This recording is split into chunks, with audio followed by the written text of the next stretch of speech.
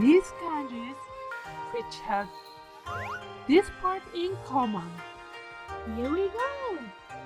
The first one is natsu. Mountain himself is practicing a dance for a summer festival. This is bamboo stick. This is kanji ji, meaning self. And this part illustrates the dancing legs. It also looks like a katakanata with a tail. Natsu. The definition of this kanji is summer. Onyomi of this kanji are ka, ge.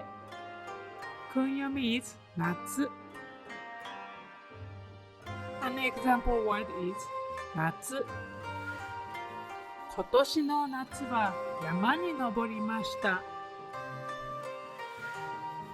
Then next is 冬。Sweet, sweet. Moonja is dancing on ice in winter. This part illustrates the dancing legs. Kanji natsu and fuyu have this part in common. And this part illustrates ice. This is kanji fuyu. The definition of this kanji is winter. Onyomi is to. Kunyomi is fuyu. An example word is 冬。今日はこの冬で一番寒いです。The last one is 終わる。